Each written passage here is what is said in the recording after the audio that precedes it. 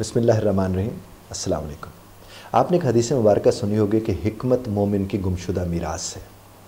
ہمیں اگر اس بات کی سمجھ آ جائے نا تو ہم کبھی بھی کسی جملے کو سن کر یہ نہ کہیں کہ یہ کہہ کون رہا ہے، ہم صرف ایک ہی بات سمجھیں کہ یہ کہا کیا جا رہا ہے۔ جب بھی کبھی کوئی کہانی سنیں مت اس کے پیچھے جائیں کہ وہ حقیقت ہے یا اس میں جھوٹ ہے یا کیا ہے۔ آپ اس کہانی کو ایسے سنیں کہ اس کہانی سے آپ کی زندگی میں کون سا اچھا اثر پڑنے والا ہے۔ یقین مانیے آپ کہانیوں کو بڑی دلچسپی سے سنیں گے۔ جب آپ انہیں دلچسپی سے سنیں گے تو آپ ان سے کچھ سیکھیں گے، وہ سبق ہوگا جو آپ ان سے سیکھیں گے۔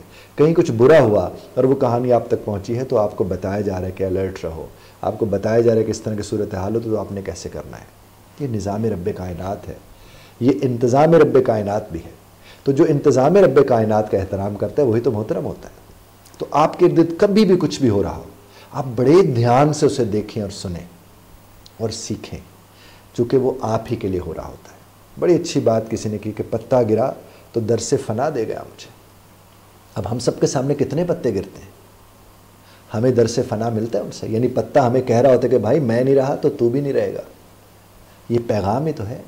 آپ اپنے کان کھلے رکھیں، اپنے دل کو روشن رکھیں۔ آپ کے ارد گرد اتنے پیغامات آ رہے ہیں میرے رب کی طرف سے کہ پھر ایک وقت میں آپ کو ان کو سمجھنے کی عادت پڑ جاتی ہے۔ اور آج اگر آپ ان باتوں کو سمجھیں گے، آپ کے بچے ان باتوں کو سمجھیں گے تو کل کو انہیں اندازہ ہوگا کہ میرا رب کیسے مدد فرماتا ہے۔ ہر اعتبار سے میرا رب ہر لمحے ہماری مدد فرماتا رہتا ہے۔ ہم اپنی بے دھیانی ادھر رکھتے ہیں۔